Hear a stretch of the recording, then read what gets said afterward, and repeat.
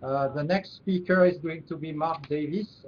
Mark is a professor of surgery, he's a clinician, but he has an interest both in basic science and in the clinical research arena. He has been very productive. He published about 300 peer-reviewed articles. So I think he's going to talk about multiscale modeling of abdominal aortic aneurysm. And if I may, a subtitle to his presentation will be what I'm looking for modeling to help me doing my job. So it's quite interesting to have clinicians who talk about the role of multiscale modeling in his real world. Thank you, Mark.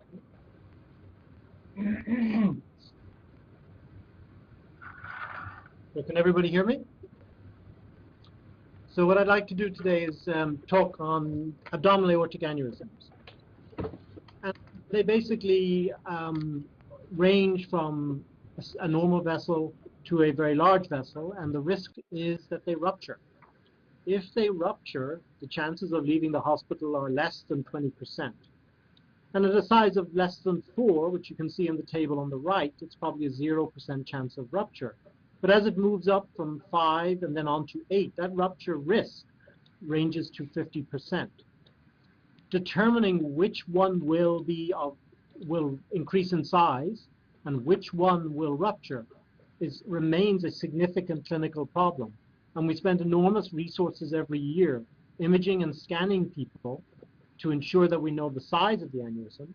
And there's a significant clinical diffusion of technology and of indications so that people are being treated with non-invasive devices at much smaller diameters. And so even in Texas, where we come from, we've markedly increased the number of devices we insert to treat this condition, but actually have not affected the mortality at all from the condition in the last 5 years.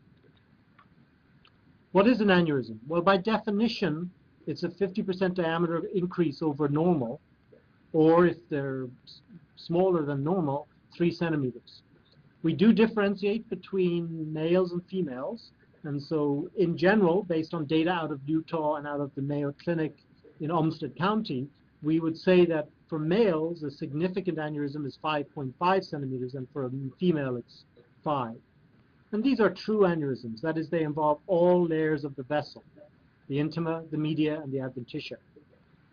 It does increase with age, and it's also known to increase with body surface area.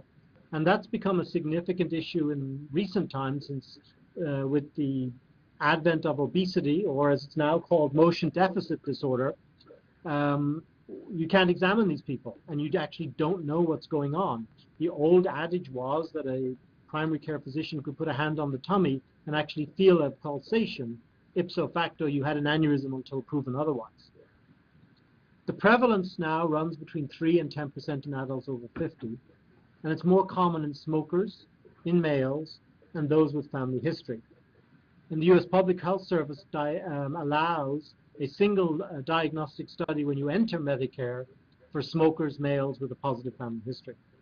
And that's our only public health intervention to actually look at and control this disease.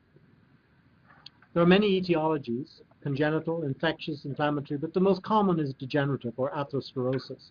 So many models of atherosclerosis that are used as a proband for how the wall might develop. But in fact, if you just take an atherosclerotic model and it ends up looking like plaque, and it doesn't end up looking like a vessel that has both degenerated and dilated and weakened, changed shape, and also blocked its outflow tract, all within perhaps 5 or 10 years of its first diagnosis. In general, aneurysms are considered to be an excessive degradation of elastin and collagen. And Thompson, who works out of St. Louis and developed many animal models, using actually elastase to degrade the natural elastin in a mouse model, has shown that stage 1 is probably this degradation and collagen production, followed by more collagen degradation and collagen production. So in essence, a hyper-induced wound healing. And as this develops, you also see an increase in the size of the aneurysm or the vessel, And that's because its ability to control the pulsation and counterpulsation of blood pressure has diminished, and so it starts to widen. There may also be a compensatory effect of wall shear stress. As it widens, that the wall also changes.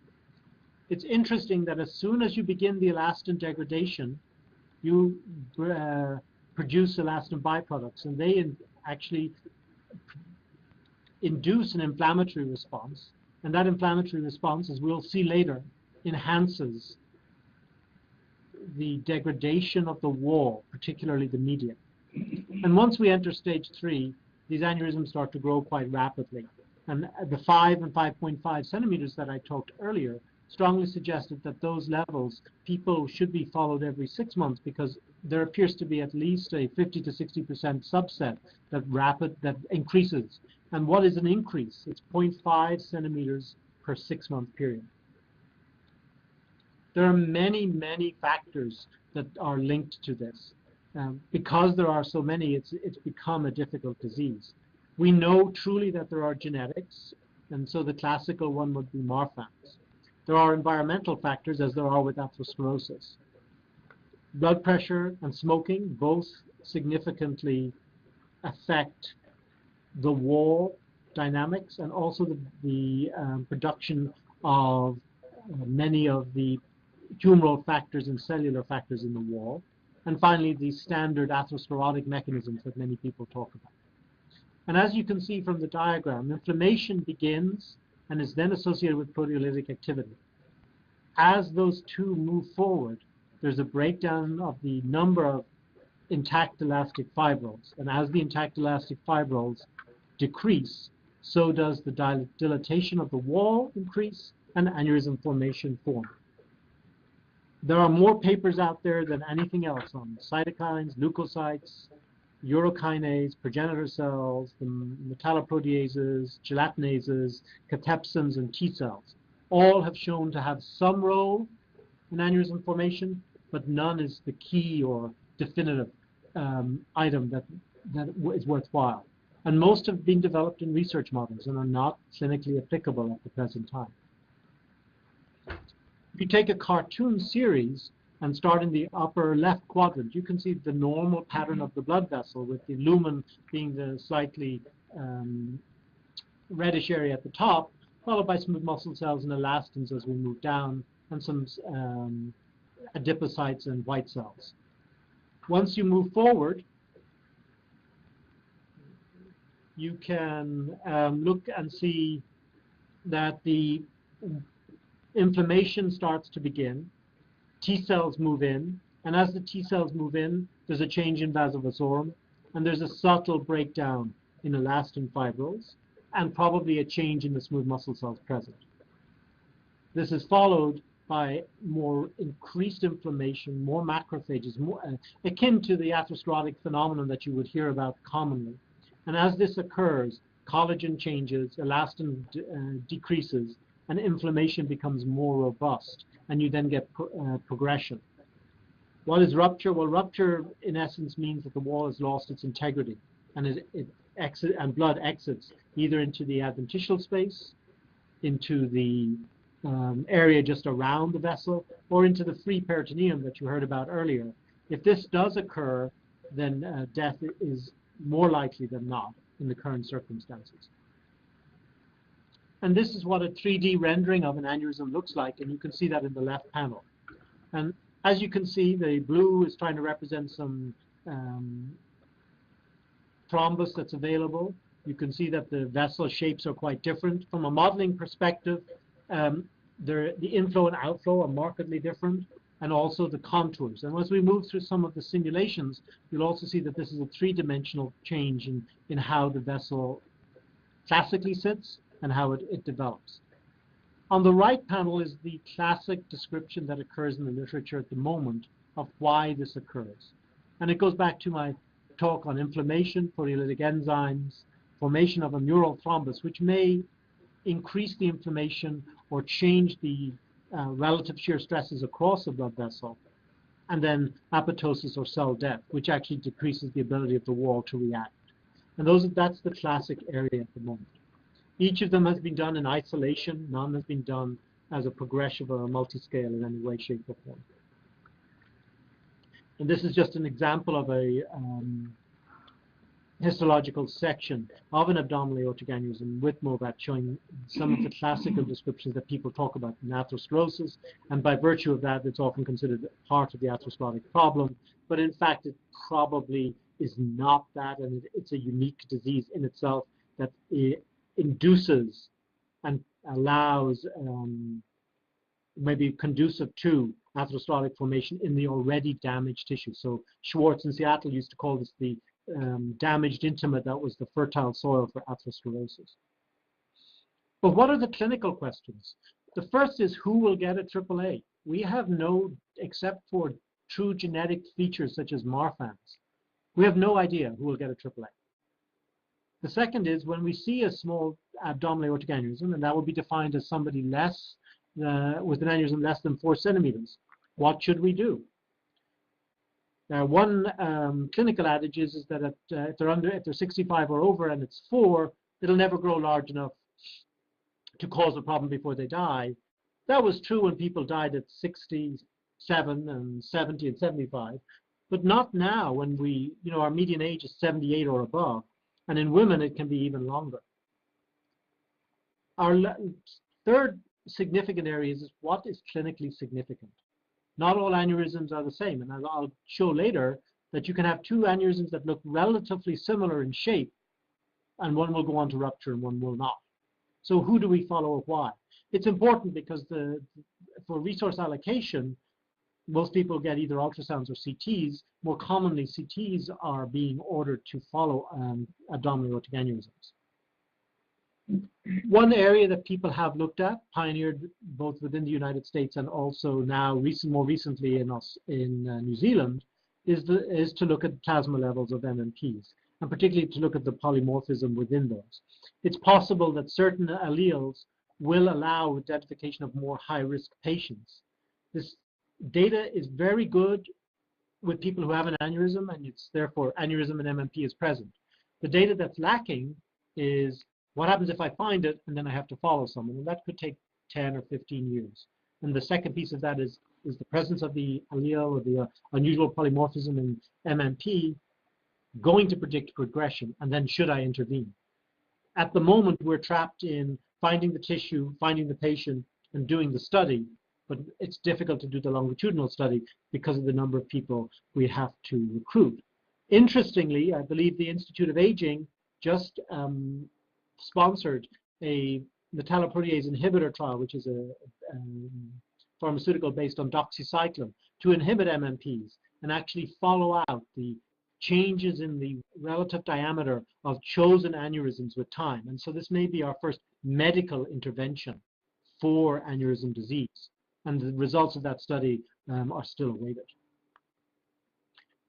I put this slide in just so that everybody understands the classical imperative that people have put into aneurysms. That is, it's metalloproteases, and that's the only thing we need to work on.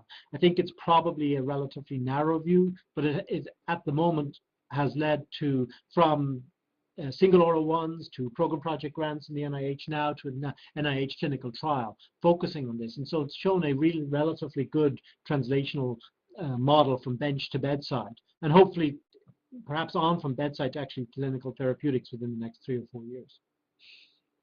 But people are doing genetic analysis, and this is some data from London.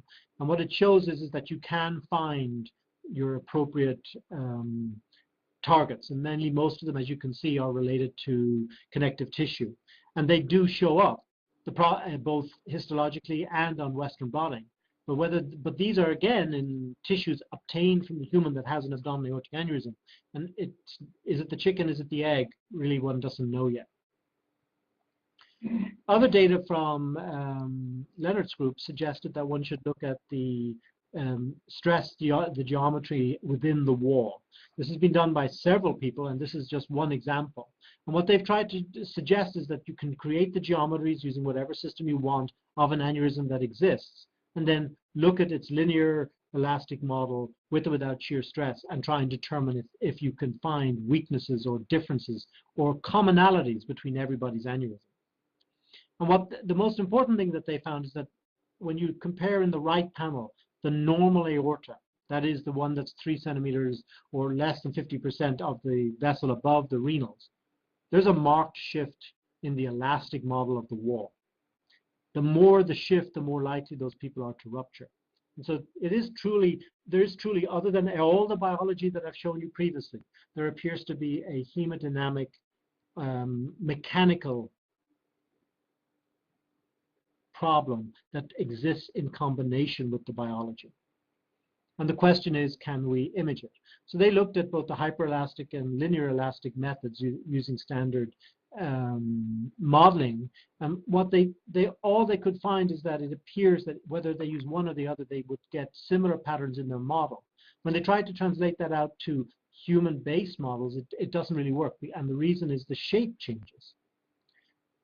In Imperial College, some data from 2004, but it shows that you can take an aorta. Both of these look relatively similar in their max stress model. But A ruptured 18 months after the scan, while B did not.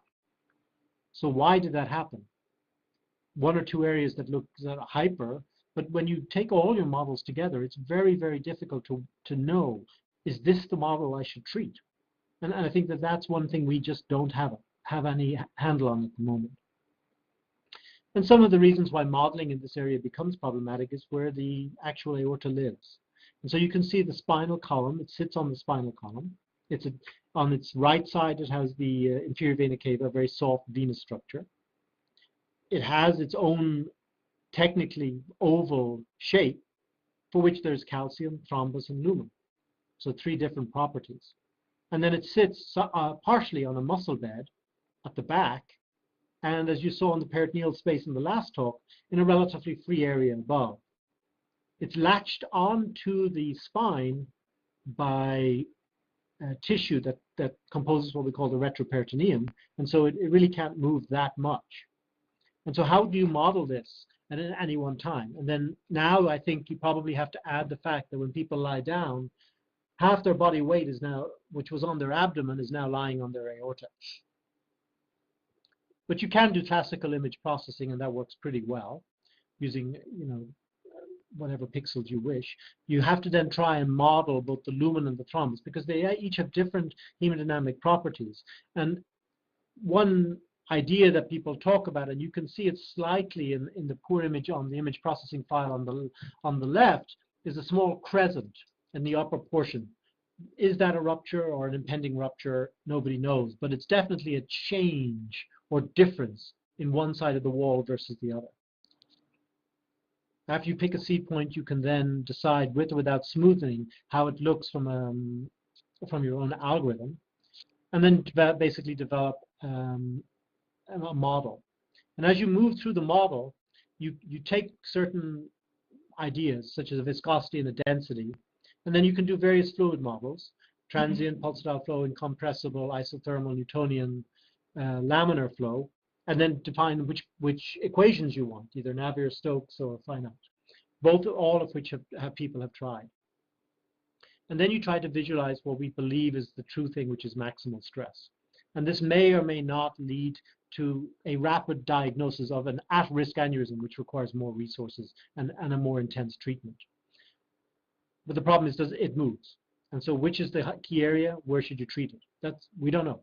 We're lost in that area.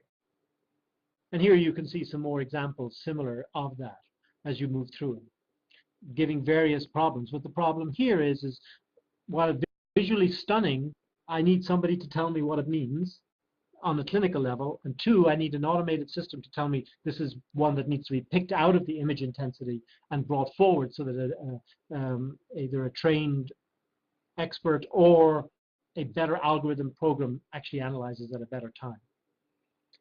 However, despite all the work that was done, and this was done at M2S in New Hampshire with Mark Fillinger through the Dartmouth Hitchcock Medical Center, even with a good study of what one might consider aortic wall shear stress, while there's a huge range in the ruptured and symptomatic patient, there's really no statistical difference. So while we found a possible clue, this clue on its own is not enough.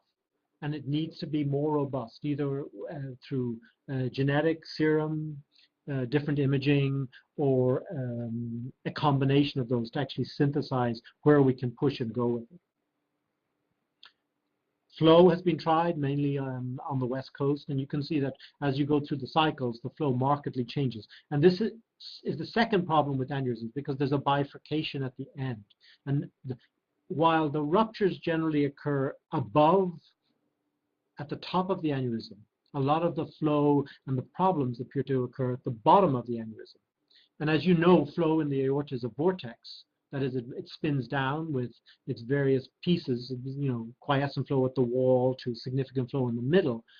This vortex then changes when it hits the bifurcation.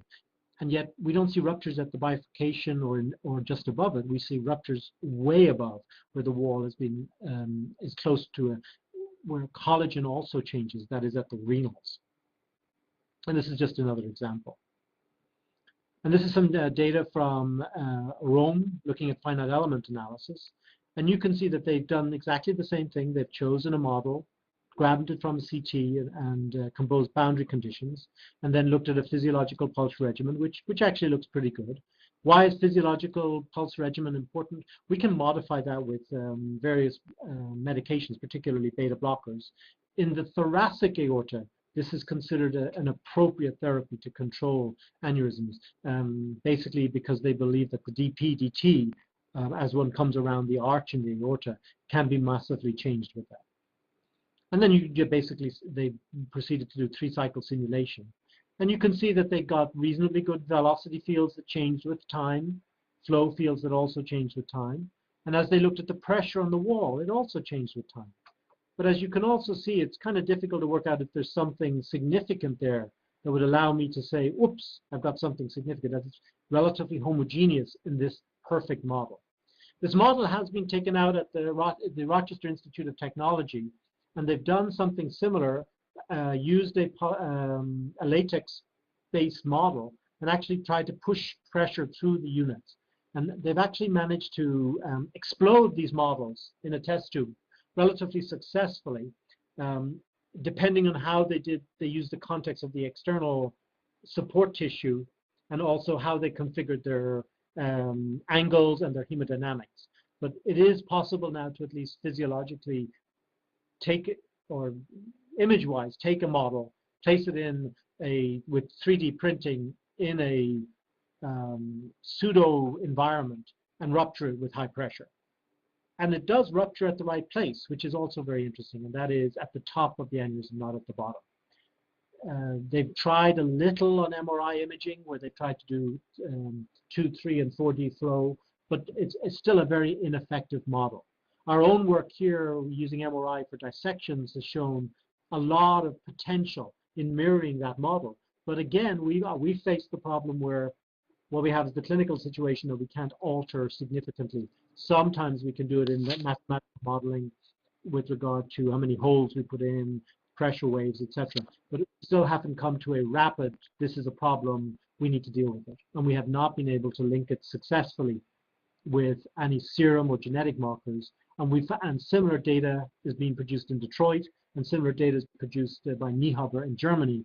And while they have some ideas, nothing is scaling up to a place where we can place it in any kind of translational area.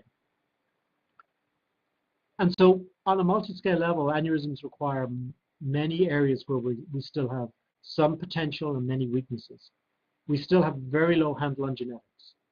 Our biology is based on 1 or 2 systems, that is metalloproteases or T cells. A little has not been done, particularly in Kentucky and other places, on angiotensin, in Stanford on stem cells, and a little on changing the hemodynamics by placing AV fistulas or looking at aneurysms in spinal cord injury patients. Modeling remains relatively simplified and needs a significant amount of work. Most of the modeling has only concentrated on the basic hemodynamics and not linked everything together. Our imaging has markedly improved with the use of more modern CTs, and definitely with the use of 3 and 4D MRI, we will get a little bit more model. We used to have significant access to tissue, but now that we've gone to a percutaneous approach, it's become nearly impossible. And so we've actually lost that ability unless they're already dead, dying, or it's an aneurysm that we find at autopsy. So we've gone from 60–70% ability to grab the tissue to now under 5%. And the beauty of this percutaneous intervention is that we can now leave the sac in place and place a device. And so therefore we can actually alter what we see and what we do.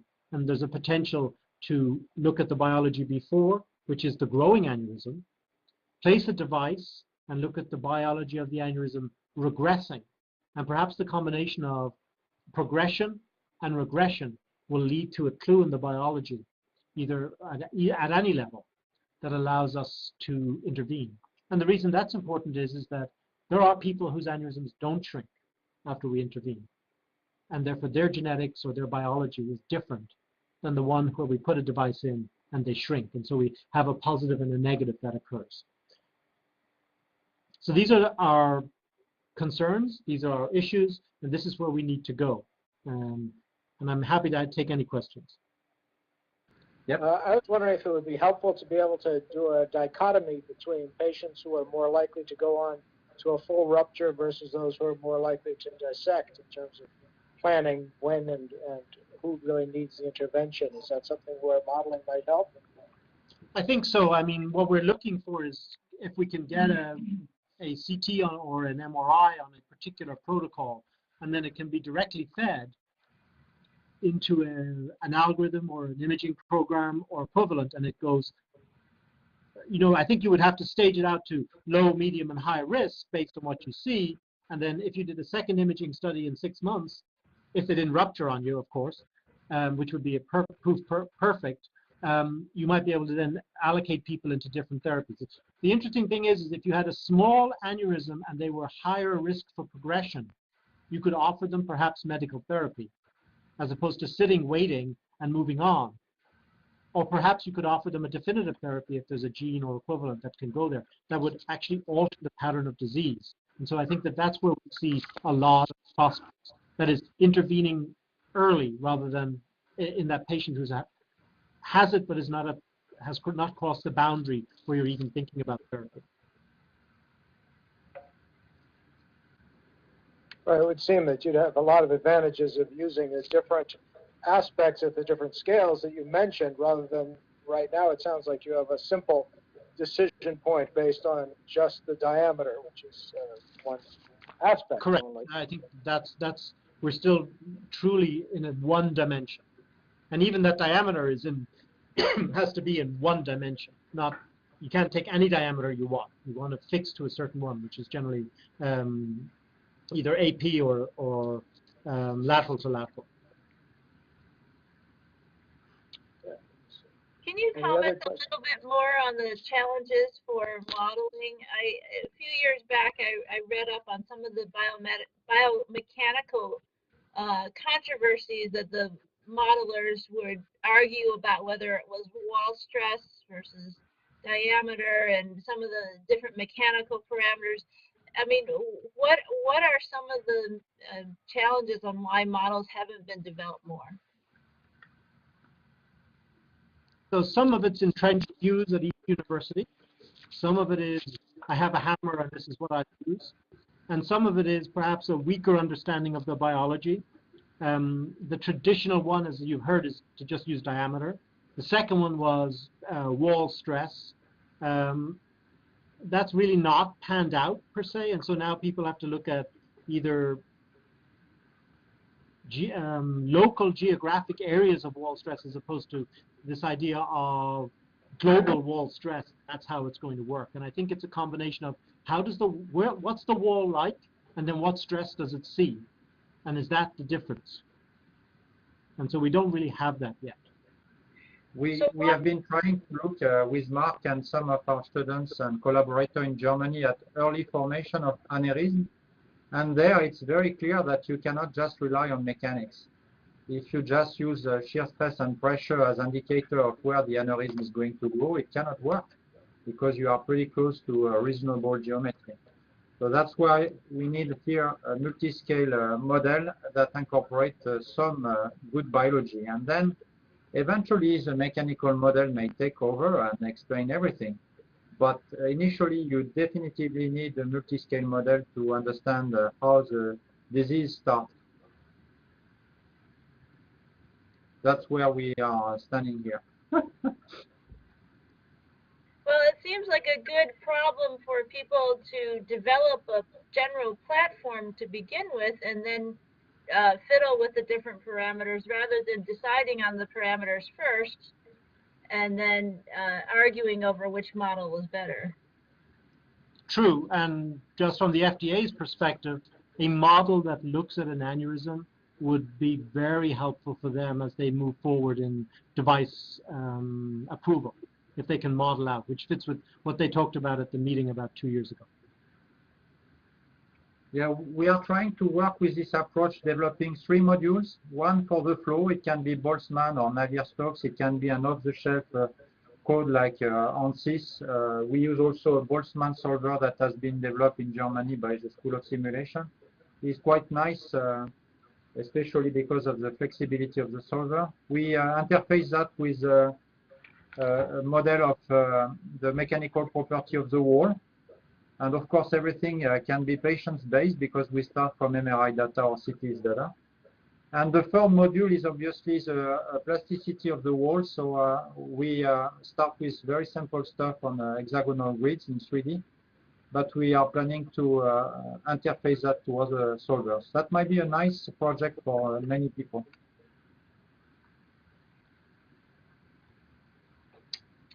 Okay, great. Well, thank you for these great presentations. Thank you to the IMAG Multiscale Modeling Clinical and Translational Issues Working Group. Thank you to the speakers, and thanks for all the attendees for participating.